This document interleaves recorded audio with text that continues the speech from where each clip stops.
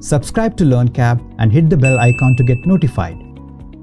Friends, the next change in the chapter of tax invoice, credit notes and debit notes, documents in short. Friends, this change which is there, it is a very small change. It is there to promote digital payments.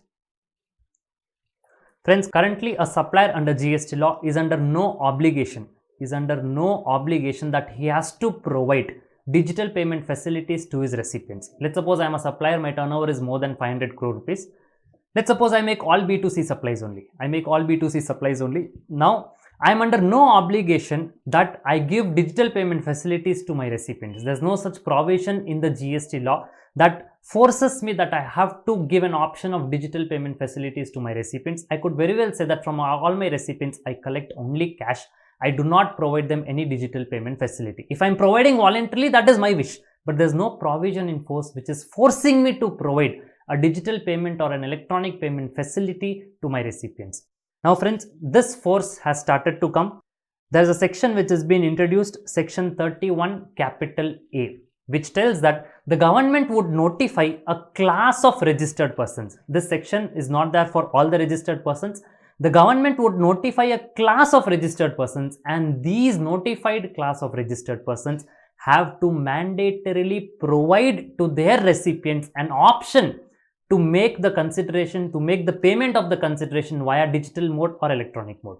Now, after that, if the recipient still wants to make cash payment, that is the recipient's wish. But from the supplier's end, his responsibility is there to give an option of electronic or digital payment facilities to their recipients. And of course, this is not available to all the registered suppliers.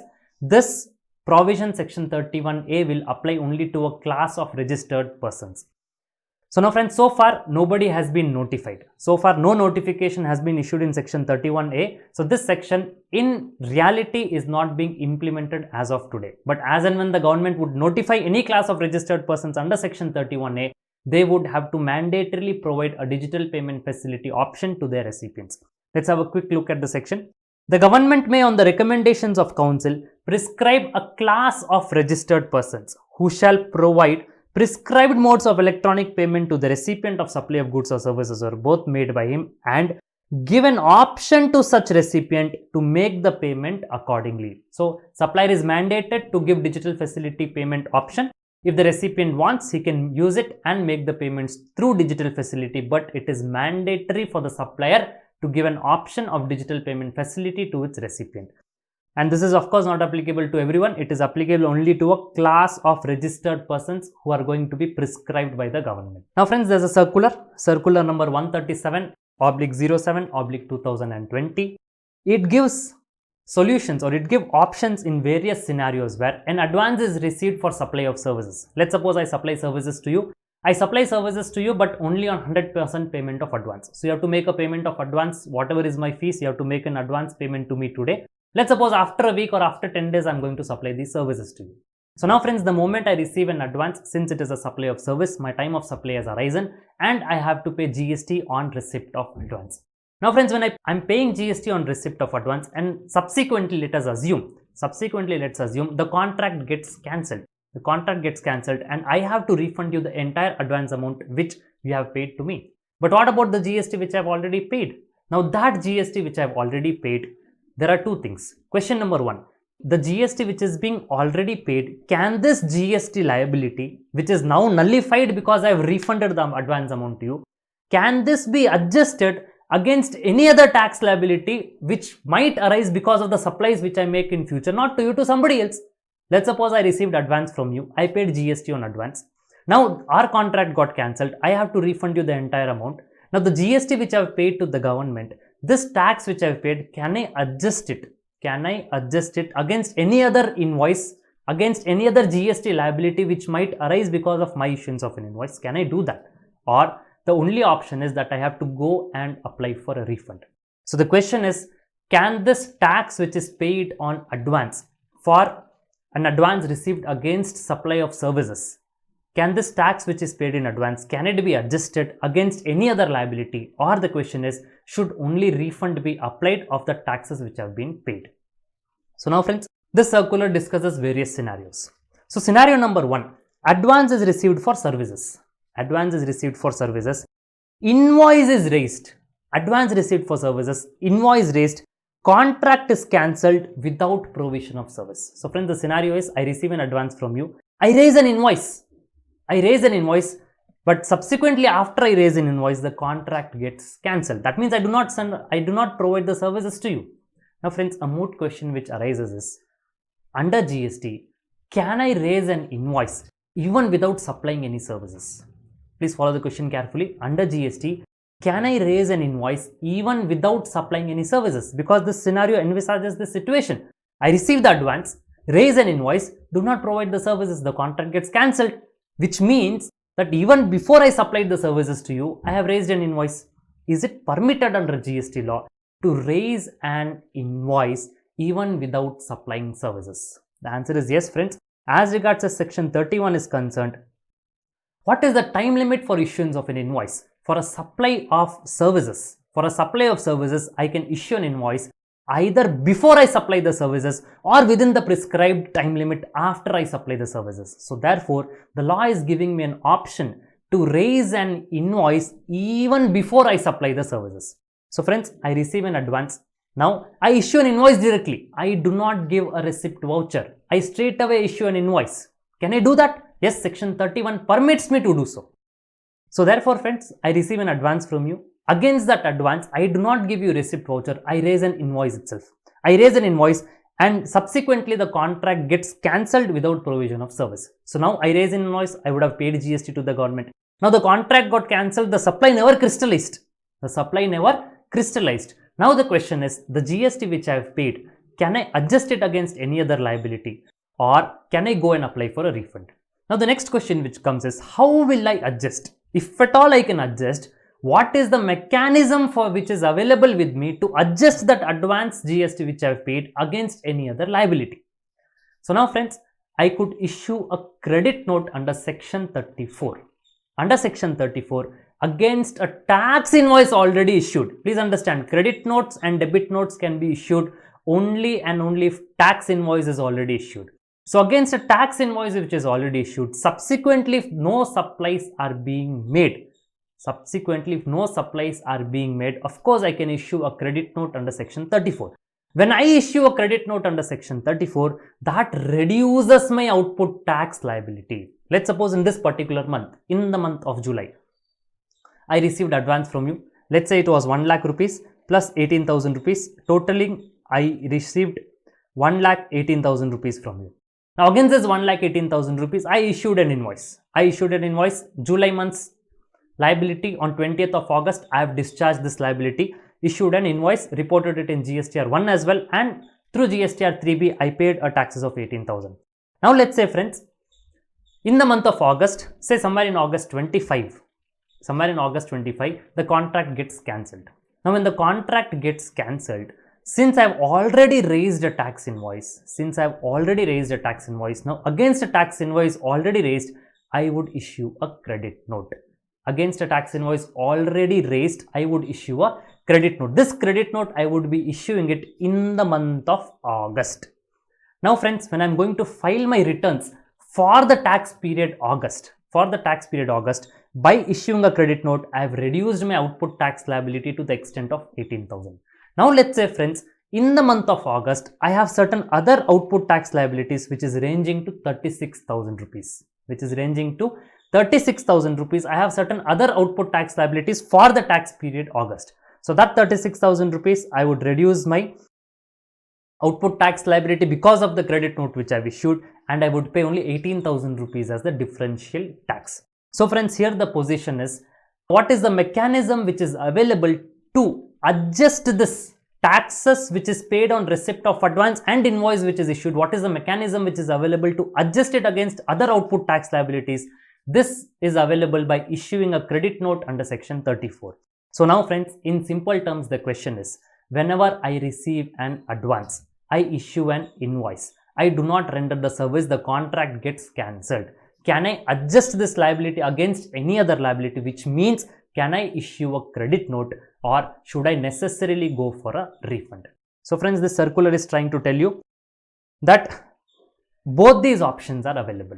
I can either issue a credit note under section 34 and adjust this GST paid on advance against any other output tax, or go and apply for a refund if this adjustment is not possible. So now friends, why can I issue a credit note under section 34? Because credit note can always be issued only against a tax invoice. Since I've already raised a tax invoice, I can very well issue a credit note since the supply has never crystallized. So therefore friends, both these options are available. I could either issue a credit note and adjust it against my other tax liabilities, or I could go and apply for a refund. Now friends, adjust against output tax liability, or if no liability, I may opt for a refund. Now friends, could you tell me a scenario when I would not be in a position to adjust it against my output tax liability? I could give you an example. Let's suppose you're there in the state of Karnataka, I'm there in the state of Tamil Nadu. Fine. I receive an advance. Now this is my first supply which I'm expecting to crystallize in the state of Karnataka. You're in Karnataka, I'm in Tamil Nadu. I'm a service provider, you're a service recipient. You pay me 1,18,000 rupees GST in advance. I issue an invoice, I charge you IGST. Now friends, please understand my business model. In my business model, I do not have any interstate supplies. My business is such that all my supplies are only intrastate supply. This was the first interstate supply which I expected to happen. This was the first interstate supply which I was expecting it to happen. I received 1,18,000 rupees from you. 18,000 rupees I paid it as IGST. 18,000 rupees I paid it as IGST. Unfortunately, this contract got cancelled.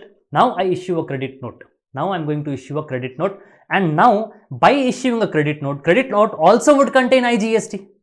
Credit note would also contain IGST. Now friends, please understand, in the month of July, I paid 18,000 rupees IGST. Contract got cancelled in the month of August. By a credit note which is being issued, I want to reduce my output tax liability to the extent of 18,000 rupees. So I am having minus 18,000 rupees liability in IGST.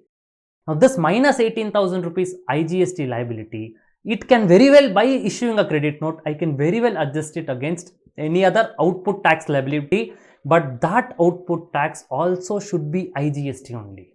That output tax liability should also be IGST only, against which I want to adjust this 18,000 rupees IGST liability. Now friends, since I've discussed the business model within this example, that I do not have any interstate supplies. All my supplies are only intrastate supplies. Now friends, in the month of August, let's say I am having an output tax liability, but my output tax liability is, let's say, 18,000 CGST and 18,000 SGST. But whereas I am having an advance GST paid to the extent of 18,000 rupees in IGST. Now friends, can I adjust this 18,000 rupees advance IGST paid against the CGST and SGST liability? The answer is no. Friends, IGST can be set off against CGST and SGST, but that is only with respect to electronic credit ledger.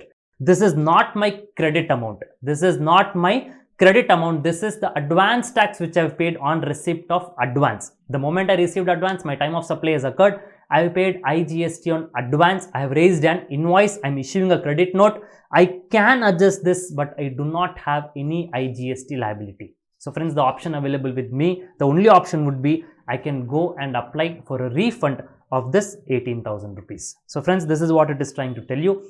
If it is possible, you issue the credit note and adjust it against any output tax liability if you are having any. And please understand, inter-head adjustments will not be possible in this, because this is not your credit amount. The second option is, if this is not possible, or if I do not want to adjust, I want a refund only, in that case I can very well go and apply for a refund. Second scenario, advances received for services, receipt voucher issued. Now friends, please understand, in the second scenario, I am not issuing an invoice. In the first example, I receive an advance amount. I do not give an receipt voucher. I straight away issued an invoice. That was the first scenario. Scenario number 2, advance is received. I give you a receipt voucher. Subsequently, the contract gets cancelled. Whatever amount I have received from you, I have to refund it to you. Whatever amount I have paid to the government, because I received an advance from you. Now, what is the treatment which is possible for that? Two options, are they available? Can I adjust this against any other output tax liability by issuing a credit note? Is the first question. Or I have to mandatorily go only for a refund? Now, before we answer to that question, let us answer this.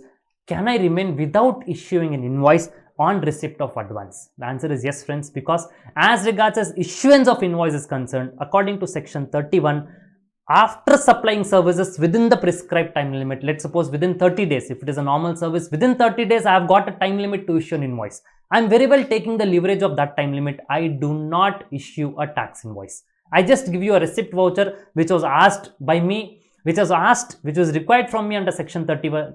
I give you a receipt voucher. I do not issue an invoice. There's nothing wrong which I have done. So now friends, advances received, receipt voucher issued, contract cancelled. How many options are available? Are there two options are available? That is, I can give a credit note and adjust this, whatever taxes which I have paid, I can adjust it against any other output tax liability, or refund is the only option. Now friends, please understand, if you carefully remember the wordings or recall the wordings of section 34, credit notes can be issued under section 34 only and only against a tax invoice. The wordings itself clearly tells you where a tax invoice has already been raised, either a credit note or a debit note could be issued. Now in this case friends, since I have not issued a tax invoice, the only option which is available with me is going for a refund. Because if I want to adjust it against me any other output tax liability, I have to issue a credit note, but I cannot issue a credit note because tax invoice is not raised. So friends, here adjustment or refund, the only option is first I have to issue a refund voucher, and then I have to apply for a refund of the taxes which I have already paid on receipt of advance. Subsequently, the supply did not get crystallized. So therefore, whatever amount of GST I have paid, I have to go and apply for a refund.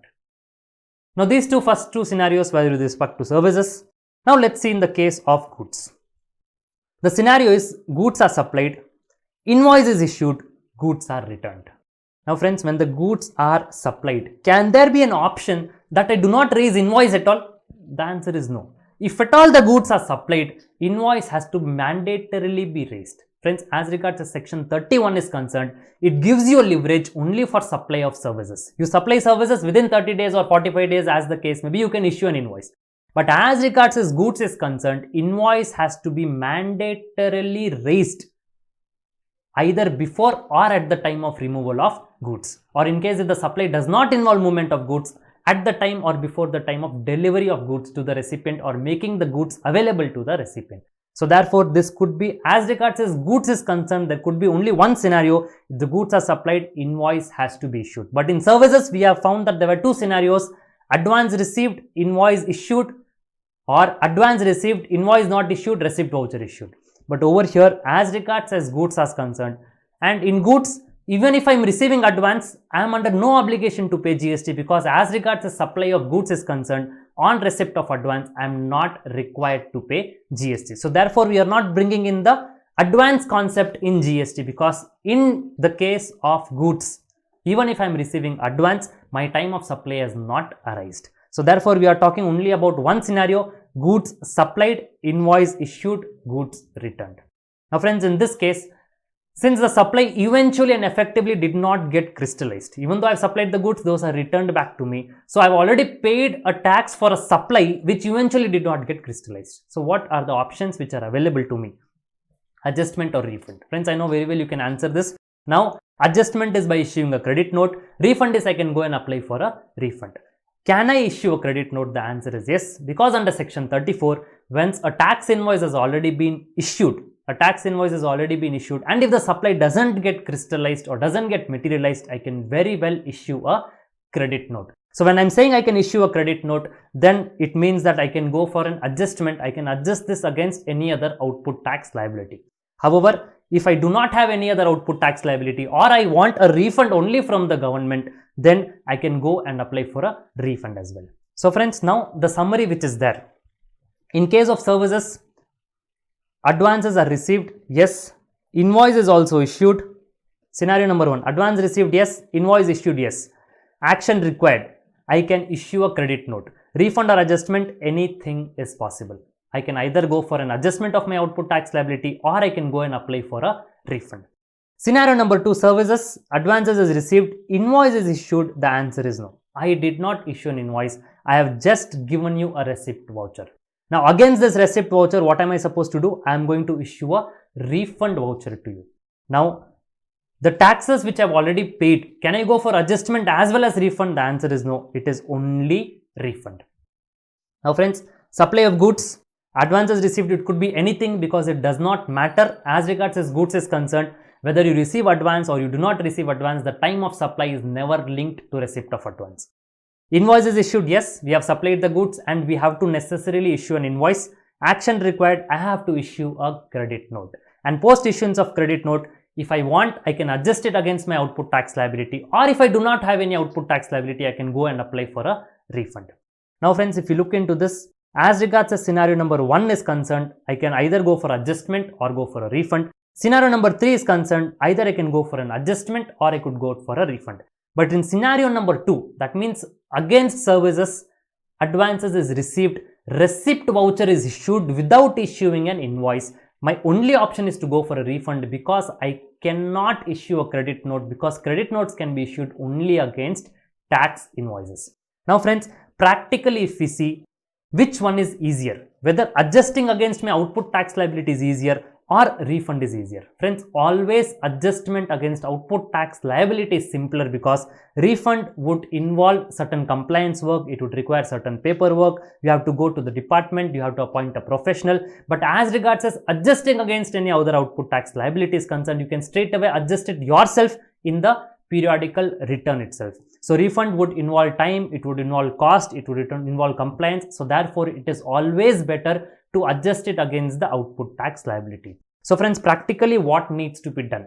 That let's suppose practically what needs to be done is whenever you receive an advance, if you do not want, please understand, whenever you receive an advance and if you do not want to go and apply for a refund, you always want to make an adjustment against an output tax liability. Immediately on receipt of advance, issue a tax invoice. Immediately on receipt of advance, rather than going for receipt voucher, issue a tax invoice.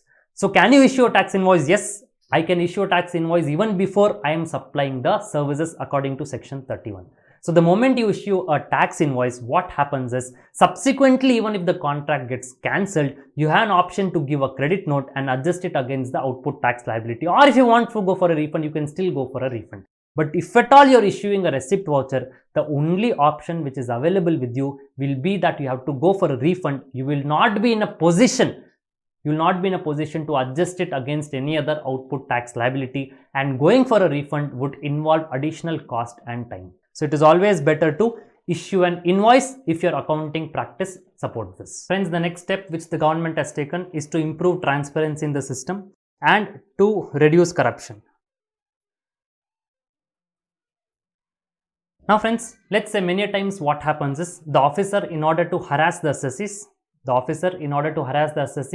they issue a notice. They issue a notice to the assessees, and the assessees, they become scared, they come to the officer, they offer for some settlement, and the notice which was issued by the officer doesn't close it formally, the officer just tears the notice. It happens as though the notice was never issued. So in this way, in this mechanism, the officer was in a position to loot money from the genuine assessees. And it could happen otherwise also. Let's suppose the officer issues a notice. And it is a manual notice which is being issued. It is not sent to you through the portal. The manual notice being issued, the assessee receives the notice. Now, since the assessee has received the notice and he knows that there's a tax evasion which is being done, he takes the notice to the officer. He offers for some settlement, and he tells that please tear this notice, just treat it as though the notice was never issued at all. So now friends, in all these cases, that is wherever the communications which are coming from the officers, if they do not have a trial in the system, there is no audit trial for the communications which are sent by the administrative department to the assessees, there is high chances of corruptions which can be there, or the assessee along with the officer would collide and would loot the revenue of the government. So therefore, in this step, what the government has done is all communications which are coming from the department, should necessarily bear an electronically generated document identification number. Any communication including emails, if it is coming to the assessee which doesn't bear a document identification number, that communication would be an invalid communication. Let's suppose you receive a notice from the department which doesn't have a document identification number. You are under no obligation to reply to that notice. Because that is an invalid document, as it does not contain document identification number. Now, what is the advantage, friends? This document identification number could be generated only online. So the government officer or the departmental officer has to log into the portal, and at the back end he would be given access, and he has to generate a document identification number. So each document identification number which is generated, just like that, he cannot close it. Let's suppose the officer issues a notice to you which is having a document identification number. Now, can the officer just tear the notice and treat it that the notice was never issued? The answer is no, because the system has got a trial that how did this notice which is bearing this DIN, how did it get closed? What were the response you have taken from the assessee? How much tax, interest or penalty did you collect? So all these audit trials would be available in case if there is a document identification number which is available. So now friends, through this circular, the board has made mandatory that even email communications have to bear a DIN. Without DIN, the assessee is under no obligation to respond or to reply to those communications. So the board-wide circular directs that electronically generated DIN shall be quoted in respect of all communications, including emails sent to the taxpayers and other concerned persons by any office of CBIC across the country.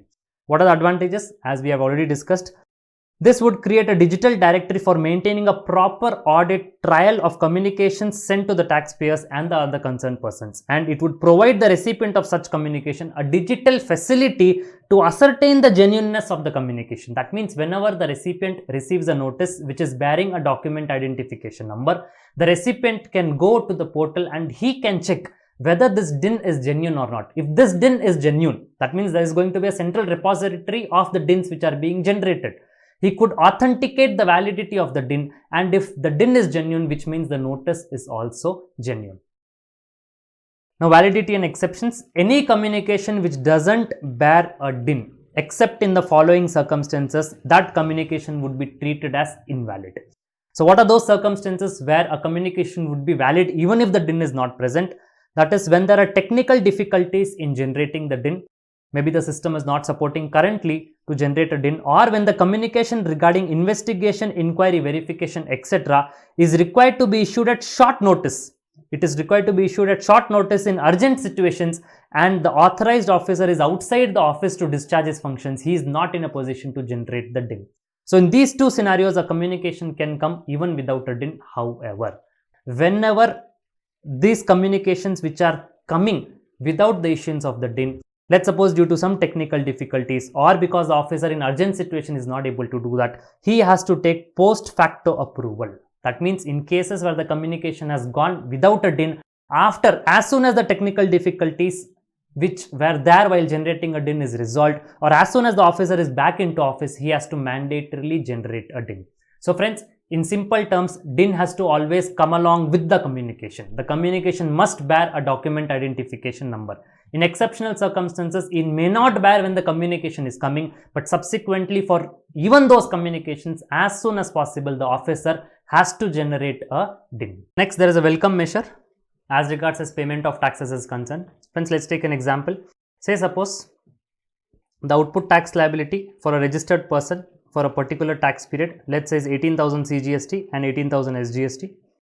Input tax credit what he has got, let's say it is 9,000 CGST, 9,000 SGST. So therefore, the amount which is supposed to pay through his electronic cash ledger,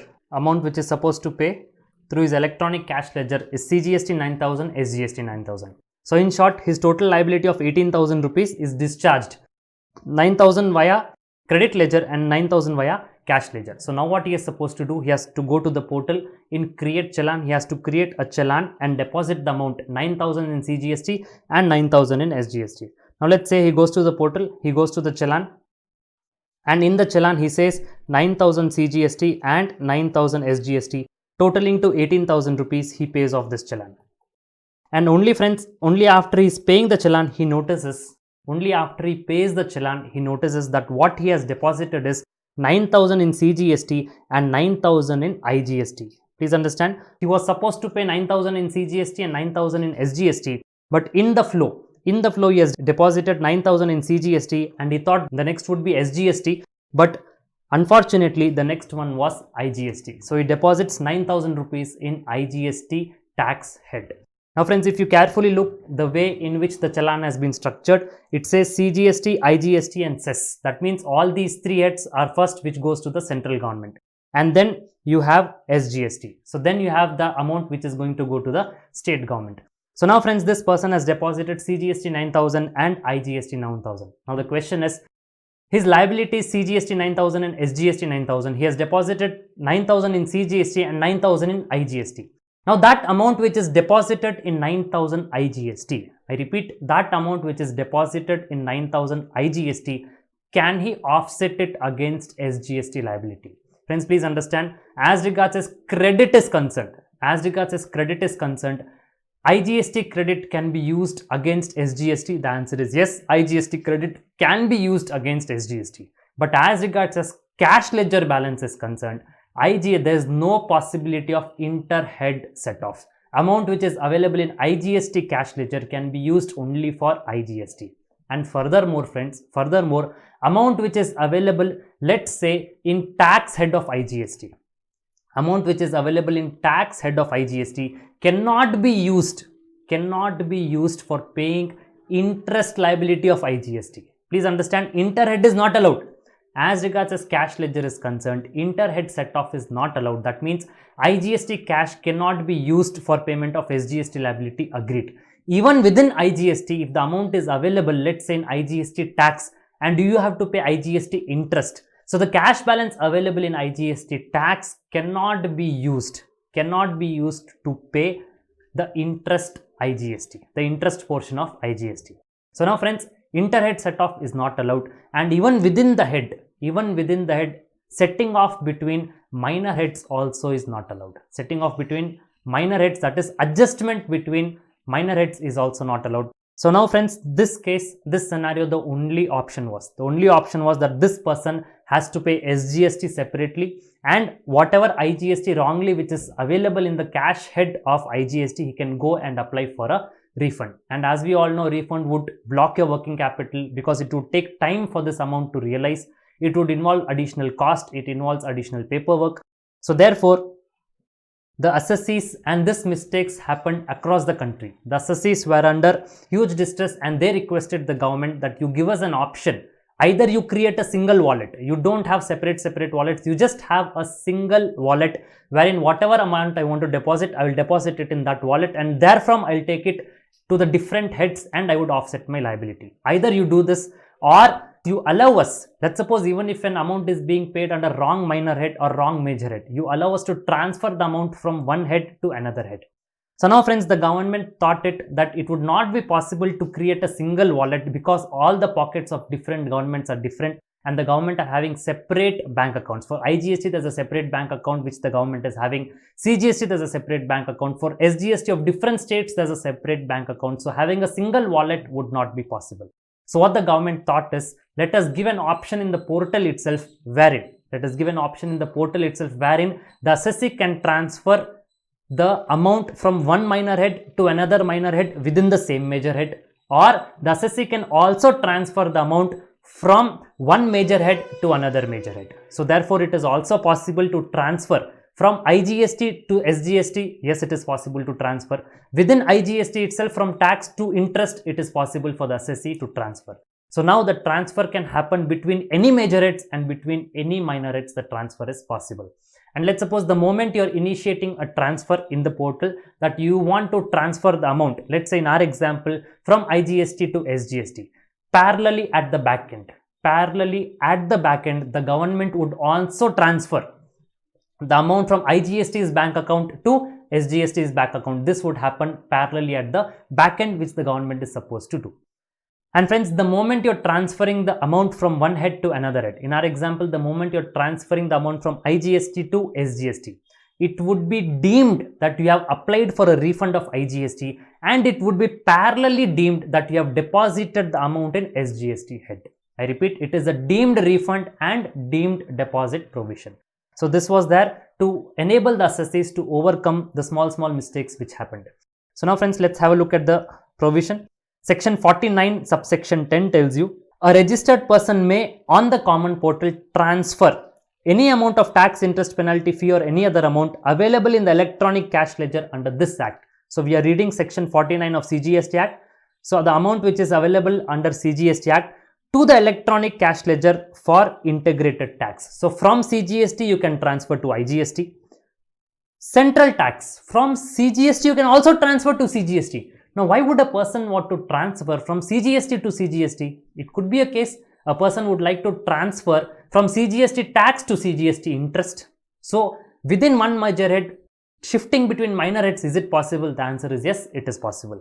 So it tells you the amount which is available under the electronic cash ledger under this act can be transferred to the electronic cash ledger for integrated tax, central tax, state tax, union territory tax, or even cess in such form and manner and subject to such conditions and restrictions as may be prescribed, and such transfer shall deem to be a refund from the electronic cash ledger under this act. So friends, they have prescribed the mechanism. We are going to see in the rules. You have to file a form called as PMT09 and you can transfer the amount between heads. Where any amount has been transferred to the electronic cash ledger under this act, the same shall be deemed to be deposited in the said ledger. So friends, vice versa scenario. Let's suppose from IGST you're transferring it to CGST. From IGST, if you're transferring it to CGST, now the moment transfer is done, it would be deemed as though the amount is deposited in CGST itself. Section 53A. This is what is going to happen at the back end. This, as a registered person, the assessees are not concerned. This the portal has to take care at the back end. Where any amount has been transferred from the electronic cash ledger under this act, which is under CGST Act, to the electronic cash ledger under SGST Act or UTGST Act. So where a transfer is initiated from CGST to SGST or to UTGST, the government shall transfer to the state tax account or union territory tax account an amount equal to the amount transferred from electronic cash ledger in such manner and within such time as may be prescribed. So this would happen at the back end. We are not bothered about it. So whenever you transfer the amount from one head to another head, at the back end, the government would parallelly transfer those amounts from one bank account to another bank account. This provision is there in section 53A of the CGST Act. You also have a parallel provision in section 17A of the IGST Act. Now friends, please understand, whenever you are transferring the amount from IGST to SGST, whenever you are transferring an amount from IGST to SGST, at the back end, the government has to transfer the amount from IGST bank account to SGST bank account or to the Union Territory Tax bank account. So this is what section 17A of the IGST Act is telling you. Where any amount has been transferred from the electronic cash ledger under this act. So here this act is nothing but your IGST Act to the electronic cash ledger under the SGST Act or the UTGST Act. The government shall transfer to the state tax account or union territory tax account an amount transferred from the electronic cash ledger within such manner and time as may be prescribed. So friends, in very simple terms, you can file a form called as PMT09 and transfer between major heads or transfer between minor heads. That is possible. Whenever you initiate a transfer, at the back end, the government would also transfer the money from one bank account to another bank account. Rule number 87, sub rule 13, it tells you this transfer can be done by filing a form on the common portal called as form GST PMT09. So the moment you fill that from which minor head you have to transfer to which minor head, or from which major head you want to transfer to which major head, if you can fill this form in PMT09 and submit it, then immediately on submission of this forms, the amount stands transferred to the destination heads. Friends, the next amendment which is there, it is there to check the frauds which are happening in input tax credit. In order to appreciate the amendment which has come, we have to understand the real life scenario. In reality, how does input tax credit frauds happen? So friends, let us understand this with the help of an example. Let's say there are 4 players in a chain. There's one Mr. A who's GST registered person in the state of Maharashtra. Mr. B is also a GST registered person in the state of Uttar Pradesh. Mr. C, GST registered person in the state of Tamil Nadu. Mr. D is a GST registered person in the state of Karnataka.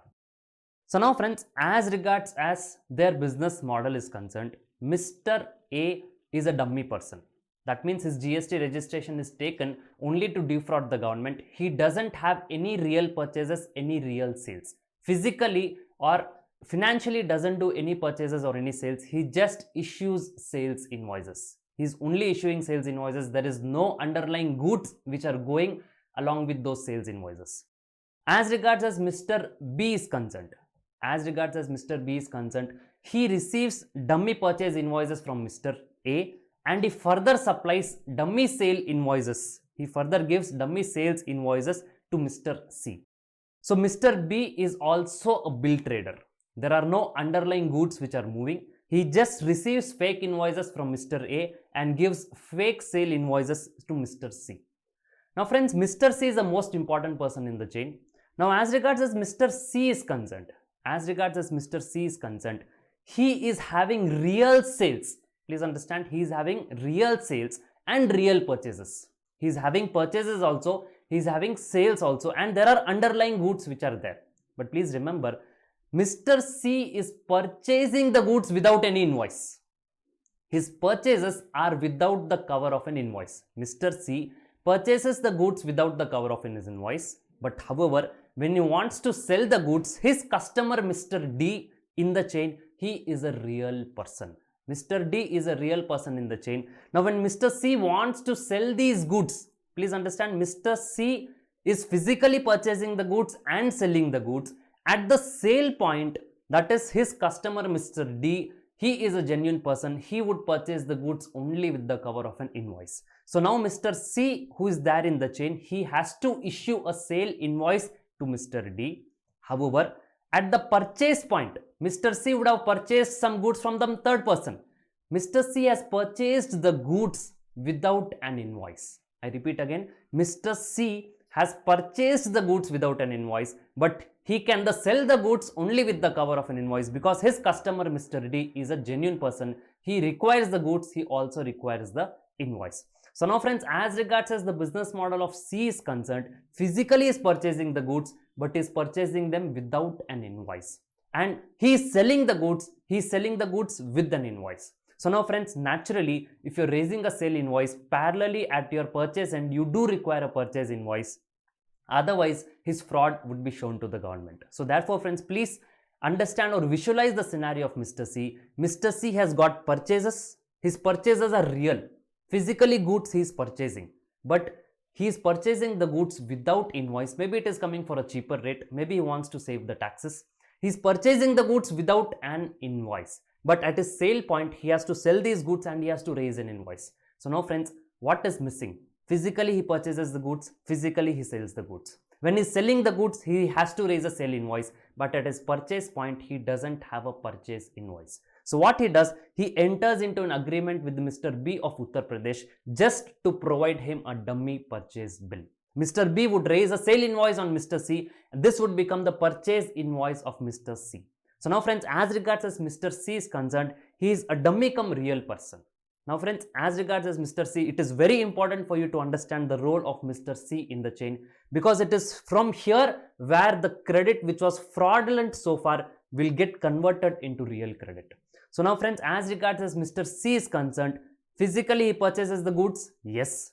Does he purchase them without invoice? No. Physically does he sell the goods? Yes. Does he sell them with an invoice? Yes. Does he require a purchase invoice? The answer is yes, because since he has raised a sale invoice, he has to have a purchase invoice. So he enters into a transaction, a contract, a collusion with Mr. B and tells Mr. B that you just give me an invoice, don't give the goods, already I'm having it with me. So Mr. B would give the invoice alone to Mr. C. Mr. B would give the invoice alone to Mr. C.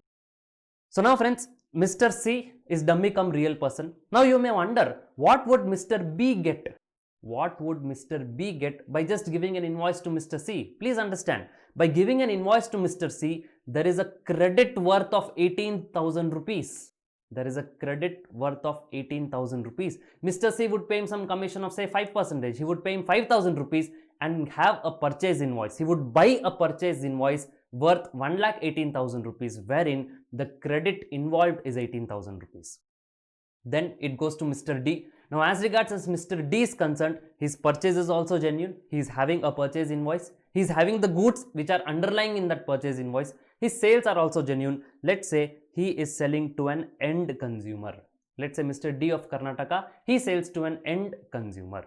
Now friends, I repeat again, it is very, very important for you to understand the modality, the business models of Mr. A, B, C and D, so that we'll be able to appreciate this example in a much better manner. I repeat again, Mr. A, dummy purchases, dummy sales. Mr. B, dummy purchases, dummy sales. When I say dummy purchases and dummy sales, it means there are no underlying goods which are moving. It is purely and purely bill trading. Mr. C physically is purchasing the goods, but the place from where he is purchasing the goods, from that place he is not getting any invoice. He's physically selling the goods, his customer wants an invoice. So what is missing is he's having the physical goods inwards and physical goods outwards. He's having an invoice, he raises an invoice and gives it to Mr. D. But however, he doesn't have a purchase invoice, and without having a purchase invoice, he cannot finalize his accounts.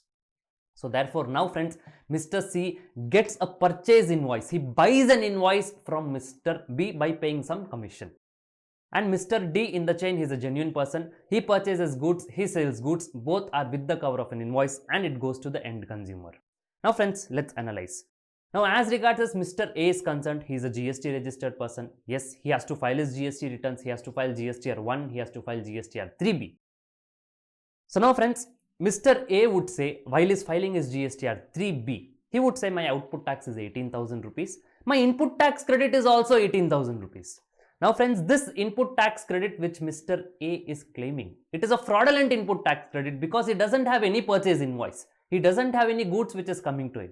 It is merely just puts an entry in GSTR 3B stating that my input tax credit is 18,000 rupees. There is no invoice and there are no goods which have been received by him. Will the portal accept it? The answer is yes. Whatever junk you punch it in GSTR 3B, it would accept it. So he tells in his GSTR 3B, my output tax is 18,000, input tax credit is 18,000, doesn't pay anything to the government in cash. So now friends, let's pose few questions against Mr. A. Has Mr. A received any goods? The answer is no. Has he received any purchase invoice? The answer is again no, because in GSTR 3B is simply putting in 18,000 rupees is my credit. He doesn't have an invoice. He doesn't have the goods underlying. Does anything appear in his GSTR 2A? The answer is no. In his GSTR 2A, nothing appears because there is no purchase invoice which he has received from anyone. He is the person who is giving birth to a dummy credit. In this entire chain, Mr. A is a person who gives birth to dummy credit. So there is nothing which is coming in GSTR 2A because he has not received any invoice, he has not received any goods from any person. So is anything appearing in his GSTR 2A? The answer is no. Next one, are his purchases real? The answer is no. His purchases are not real. There is no purchase at all in fact. Are his sales real? The answer is no. There is no sale at all. He just gives an invoice to Mr. B. Is he eligible for input tax credit? The answer is clear cut no. It is a fraudulent input tax credit. It is a fraudulent input tax credit. He has given birth to a dummy credit. Now friends, what returns would Mr. A file? Mr. A would file GSTR 1 and GSTR 3B. In GSTR 3B, he tells my output tax 18,000, input tax 18,000, pays 0 rupees to the government in cash. In GSTR 1, he would say, I have made a B2B supplies to Mr. B. In GSTR 1, he would say, this is the invoice number, this is the invoice date, this is the GSTIN of Mr. B, 1 lakh rupees is the value and 18,000 rupees is the tax. So much of amount is what he has raised an invoice to Mr. B. So now friends, coming to Mr. B. As regards as Mr. B is concerned, he has got a purchase invoice. Yes, Mr. A has given him an invoice, that becomes his purchase invoice. He further raises a sale invoice upon Mr. C. Why does Mr. C require an invoice? Because Mr. C has got goods but not invoice. Please understand, Mr. C has got goods but not the invoice. So therefore, now Mr. B has received a purchase invoice from Mr. A and he in turn raises a sale invoice on Mr. C. So now friends, as regards the calculations of Mr. B is concerned, his output tax is how much? 18,000. How much is his input tax credit? 18,000 rupees. How much does it pay to the government in cash? It is 0. Now friends, let's pose few questions against Mr. B.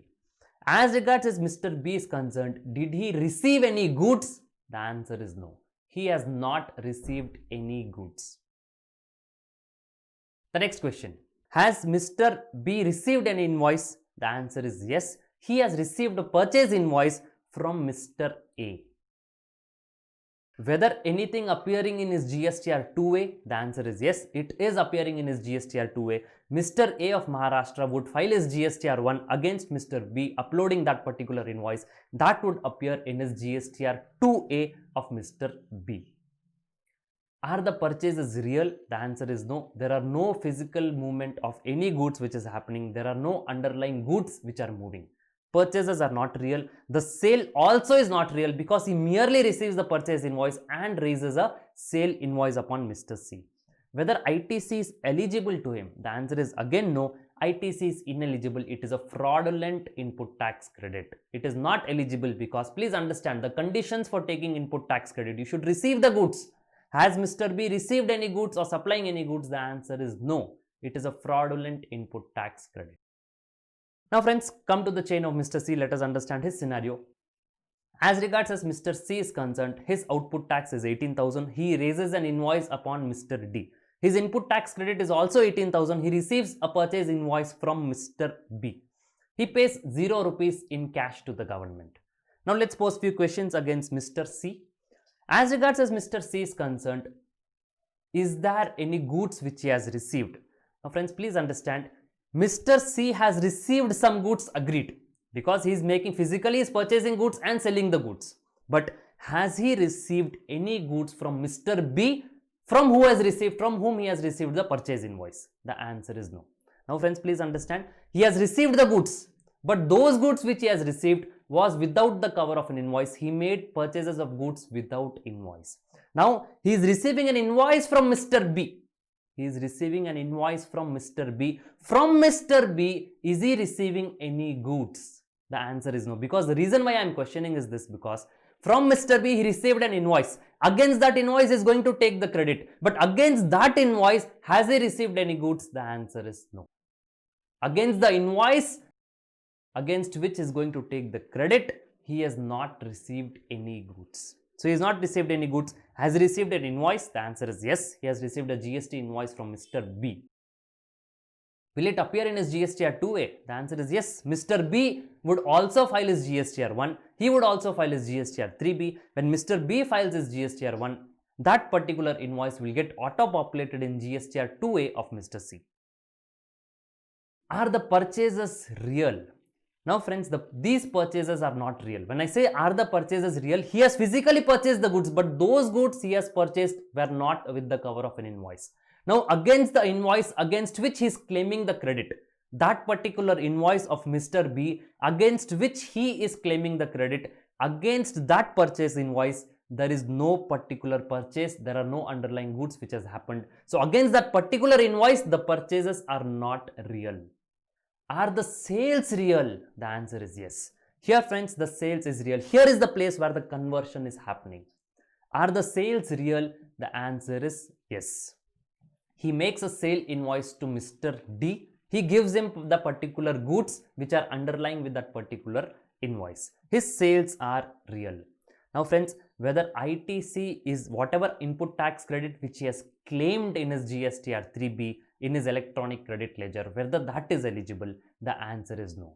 The answer is no because friends, please understand, he is having goods, he is selling them, but has he received any goods under the cover of the particular invoice against which is taking input tax credit? The answer is no. He has purchased goods separately, he has purchased a purchase invoice separately. So friends, for him also input tax credit is ineligible inside the chain. Now friends, coming to Mr. D. As regards as Mr. D is concerned, he has purchased goods from Mr. C and Mr. C has also given him an invoice. He is selling the goods to an end customer. He would raise a sale invoice on the end customer. He would say sales is 1,10,000 rupees. He is the real value addition who is doing real financial value addition in the chain.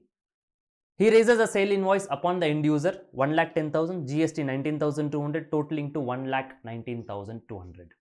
Now friends, his calculations, his output tax is 19,200, his input tax credit is 18,000 rupees, 1,200 rupees he pays in cash to the government. He pays it to the government through his electronic cash ledger.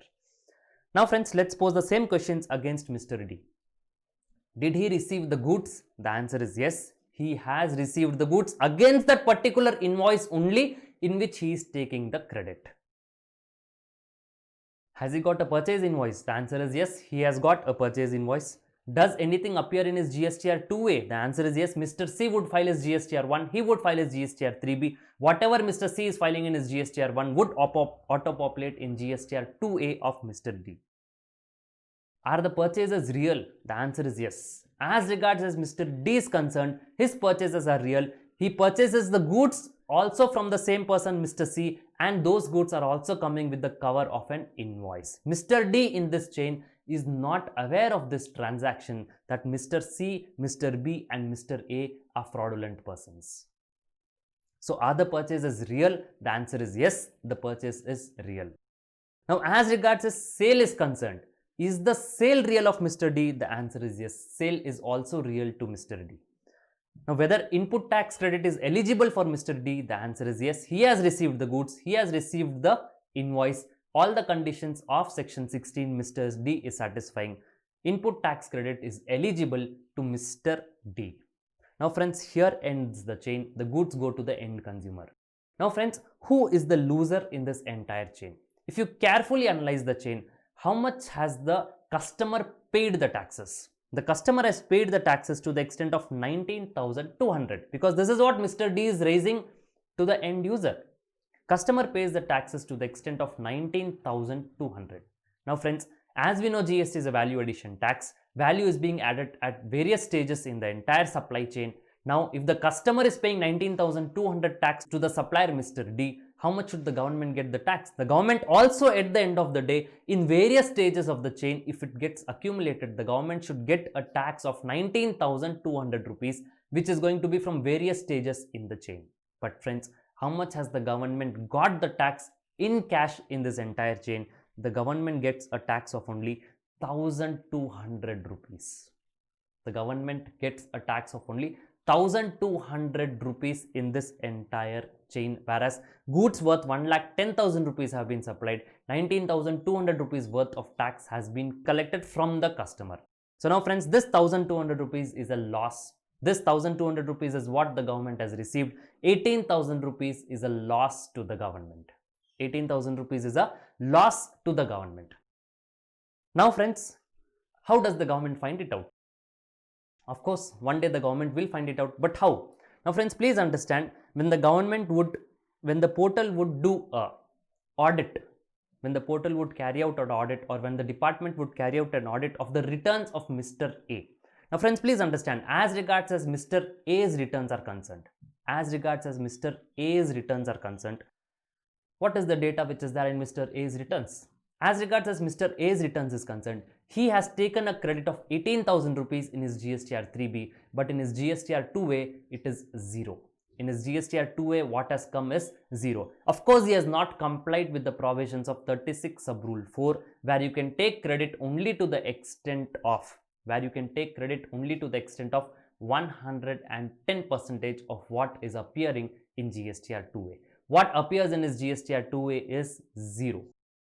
So therefore, it is clearly known to the government that this person is a fraudulent person, because in his GSTR 2A nothing is appearing. However, in his GSTR 3B, he has taken the credit to the extent of 18,000 rupees. Will the system allow so? The answer is yes. Friends, please remember our discussion in Rule 36 sub Rule 4. Whether system automatically calculates 36 sub Rule 4, the answer is no. You have to manually calculate it. Had it been automated, that whatever is appearing in GSTR 2A, 110% of that will be restricted in GSTR 3B. The portal itself would restrict that credit. Here it is not so.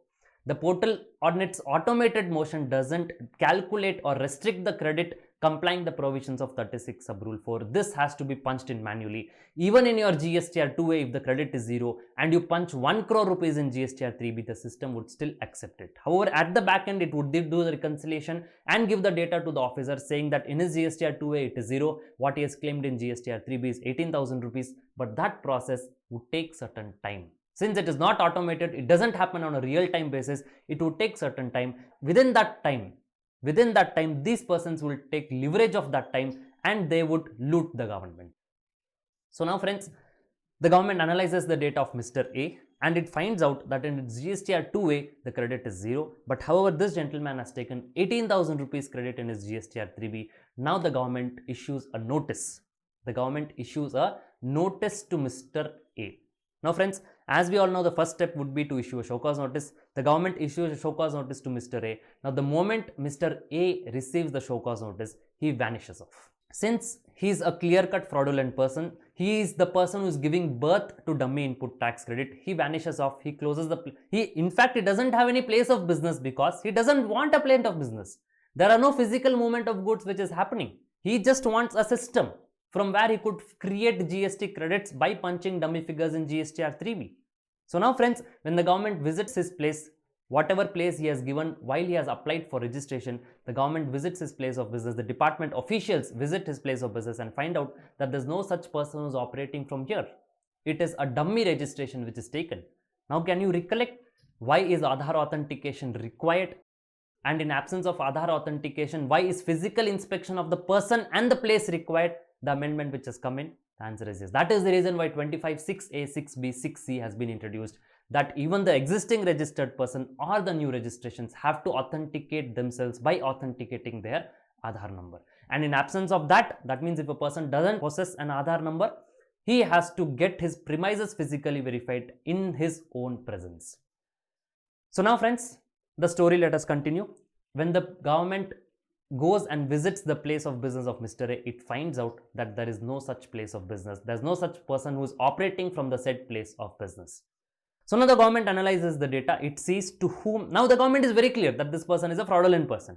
Now it goes into the chain and sees. The government knows that this credit is going to continue into the multiple places of, into the multiple stages of the chain. And friends, please understand the modus operandi, how they are operating. How they are operating is Mr. A has taken a dummy registration in the state of Maharashtra. Mr. B has taken a dummy registration in the state of Uttar Pradesh. Both of them are in collusion, they are looting the government. But why have they taken registration in separate states? Friends, please understand the jurisdiction is different. Now the officer who is investigating the case of Mr. A would be different from the jurisdictional officer of Mr. B. And the information, when it is being exchanged between two different officers, there's further time which is being wasted. And this time these people take advantage of. So now friends, as regards as these operations are concerned, they would operate across cross jurisdictions. Mr. A would be in Maharashtra, Mr. B would be in Uttar Pradesh, Mr. C is in Tamil Nadu. So now friends, when the officers are different across different jurisdictions, these people get more time. Now friends, the officer who is investigating Mr. A, he cannot investigate Mr. B because Mr. B is in Uttar Pradesh. His jurisdictional officer is different. Physically also the person is located in a different place. So therefore friends, now the information would be exchanged. The information would be exchanged by the officer, proper officer of Maharashtra's jurisdiction to the proper officer of Uttar Pradesh jurisdiction, stating that there is an input tax credit fraud racket which is there, which is looting the government. So now friends, when the information goes on to the jurisdictional officer of Mr.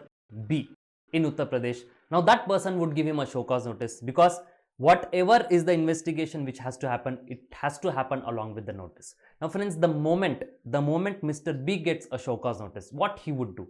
He would also try to run away because he is also a dummy person. And friends, but before he running away, what he would do is whatever credit he's having in his electronic credit ledger, he would pass it on to Mr. C. He would pass it on to Mr. C. Now friends, this credit, whatever invoices which he wants to raise, since he received the notice, now he comes to know that the government has known that this racket is existing. So therefore, as soon as possible, he would want to pass on all the credits which is there to different persons. So now friends, when the credit is being passed on to different persons, here the fraud is still continuing. The time which the government is going to take, since the credit is being passed on to different persons, the government has to investigate different persons. The time is prolonging and it is causing a serious irritation to the officer. The officers are being harassed. So now friends, what is the solution which the government has got? The government, what it should do is, the officers, what it should do is, the moment it knows that there is a racket which is operating, it should straight away stop those persons from utilizing their credits. Let's suppose the government finds out Mr. A and it takes the data that Mr. A has raised an invoice to Mr. B. Mr. B has raised an invoice to Mr. C. So the government should immediately block debiting the electronic credit ledger of Mr. B and Mr. C. The government should immediately block Mr. B and Mr. C from utilizing their electronic credit ledger. You want to raise an invoice, you want to pay the taxes, you pay it through electronic cash ledger. I would not allow you to utilize your electronic credit ledger. The moment the government gets to know that Mr. A is a fraud, immediately what it should do, it should find out the entire chain. Mr. A raises an invoice to whom, Mr. B raises an invoice to whom. Eventually it should find out, and all these persons who are involved in the chain, the officer should immediately block the credits, should immediately prevent these persons from utilizing their input tax credit, because it is the input tax credit through which these persons are defrauding the government. But friends, is there any provision in law? Is there any provision in law where the officer can straight away block the credit in the electronic credit ledger of a registered person? The answer is no. Straight away blocking is not possible. So what needs to be done is show cause notice should be given, stating that you have in our come and show cause the reasons why we should not recover this credit from you, because this credit has been obtained fraudulently. So there would be a show cause notice, there would be representations, there would be a demand order, and during this time, till such time, see, the entire game is of time only, because Mr. A knows that one day government would find it out, and till such time he would play the game. Now friends, the entire game is of time only. The government doesn't want to lose this crucial time and prolong its investigation and to arrest these persons and put them behind the bars. Friends, so if the government follows the routine mechanism of giving a show cause notice, representations, order, then recovery, this prolongs the time of the government. So therefore, an amendment was being made, amendment was required, wherein the government gets the power that no show cause notice, no informing to these persons, straight away block their electronic credit ledger. They cannot pass on the credit to another person by utilizing their electronic credit ledger. So friends, since that provision was not there in law, that the officer has got the powers to prevent a person from utilizing his electronic credit ledger. Now that provision has come in, there is a rule called as Rule 86A which is being inserted. Now with this background, let us understand and let us read the provision Rule 86A. And friends, are these cases happening for real? The answer is no. Whatever I've told you is not a story. You can just Google it out. If you say GST frauds, if you just go to Google and say GST frauds, there would be so many cases of fraud which the government is finding it out. Say for example, tax department cracks down GST frauds worth 7,896 crores. GST fraud, the government detects 931 GST fraud cases. GST fake invoices more than double in a year. So friends, all these cases are genuine. People are taking advantage of the system which is there, that whatever you punch in GSTR 3B, the portal accepts it and credit can be passed on. Until the time the government is able to find it out, the credit goes on into the chain, and at the end there is going to be a genuine person who is going to get caught. In our chain, Mr. D happens to be a genuine person. Mr. A, Mr. B and Mr. C, they vanish off from the chain. Since they already have taken dummy registration, they would have taken registration impersonating someone. Some person in some village would have been there. In his PAN number, Mr. A would have taken a GST registration number. Now friends, Mr. A is different and the person who is registered is a different. The person who is registered is not even aware that there is a GST number which is running in his name. So these kinds of frauds and rackets are happening. So now friends, Rule 86A, coming back. The commissioner or an officer who is authorized by him. I'm sure you're able to understand the objective, what the government wants. The government wants, without show cause notice, without any appearance, without any hearing, first block the credit ledger of that person. Stop him from utilizing the electronic credit ledger so that the chain of fraud credits is stopped. So friends, the commissioner or an officer who is authorized by him in this behalf, not below the rank of an assistant commissioner, having reasons to believe that. So the officer should have reasons to believe that credit of input tax available in electronic credit ledger has been fraudulently availed or it is ineligible. So friends, whenever an officer finds out that in this electronic credit ledger, the credit is either fraudulently availed or it is ineligible. Who should be that an officer? He should be an officer who is authorized by the commissioner or the commissioner himself, and that officer should not be below the rank of an assistant commissioner. They should have reasons to believe. Now friends, what do you mean by reasons to believe? Should they have a proof? The answer is no. If they have a reason to believe that yes, this credit could be fraud, they can straight away block it. So let's read this further. A commissioner or an officer who is authorized by him in his behalf, not below the rank of an assistant commissioner, having reasons to believe that credit of input tax available in the electronic credit ledger has been fraudulently availed or it is ineligible in as much as the credit of input tax has been availed on the strength of a tax invoice or debit notes or any other document which is prescribed under Rule 36. That means this credit is availed on the strength of some document which is issued by a registered person who has been found non-existent or not to be conducting any business from any place for which registration has been obtained. So friends, this credit has been availed on the strength of a document, the supplier of this document is not operating from the said place of business or is not existing at all. Or without receipt of goods or services. Credit has been availed on the strength of a document, but goods or services has not been received underlying this document. With reference to this document, there are no goods or no services which have been received. So friends, this credit could be fraudulent or ineligible. Yes, this credit could also be fraudulent or ineligible. Friends, please understand, if the officer finds out that there are two reasons, either the credit is fraudulently availed or the credit is ineligible. In either of these two reasons, if the proper officer has reasons to believe, what he can do, we'll be seeing that later. But as of now, just understand, if the proper officer has reasons to believe that the following things has happened. B. The credit of input tax has been availed on the strength of a tax invoice or debit note or any other document prescribed under Rule 36 in respect of any supply, the tax charged in respect of which has not been paid to the government. So now friends, if at all you are having any input tax credit, if at all you have availed any input tax credit on the strength of a document against which the supplier has not paid the taxes to the government, here also the proper officer can block you from utilizing your input tax credit. Now friends, as regards as this provision is concerned, in my view, it is little harsh. It is little harsh because here the government is open to block the electronic credit ledger of any person. Friends, please understand, here it tells you whether the credit is availed fraudulently or the credit is ineligible. In both the cases, the government can block your electronic credit ledger. Now friends, whether ineligible credit should always be fraudulent, the answer is no. Ineligible credit need not always be fraudulent. Say for example, I make a purchase from my supplier, the goods I have received, the invoice I have received, I have made a payment to my supplier. The invoice value entirely I have made a payment to my supplier.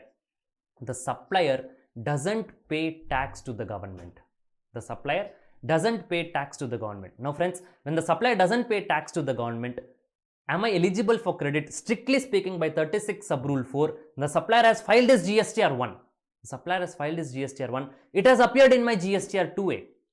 And I have complied with 36 sub rule 4. I have taken the credit, but my supplier has not paid the taxes. Now, just because my supplier has not paid the taxes, I am a genuine person. Still, can the proper officer block my electronic credit ledger? The answer is yes, because now it tells you whether it is fraudulent or it is ineligible. If the tax charged in respect of which has not been paid to the government, my credit is not fraudulent. Of course, yes, by section 16, it becomes ineligible because my supplier has not paid the taxes. Strictly speaking, by 36 sub rule 4, I am still entitled for the credit, but government makes a backdoor entry in 86A. In rule 86A, the government makes a backdoor entry and it is in a way overriding the provisions of 36 sub rule 4. The government tells that the proper officer has got the power that this credit is ineligible, the supplier has not paid the taxes to the government, I can block the credit. So friends, to this extent, this provision seems to be little harsh. The next one, the registered person availing the credit of input tax has been found non-existent or not to be conducting any business from any place for which registration has been obtained. Friends, here the earlier point which we had seen was that the supplier was not existent or the supplier was not conducting any place from the registered place of business or the said registered place of business. Now this is talking about the recipient. The person who is availing the credit is non-existent or is not carrying out any business from the said registered place of business.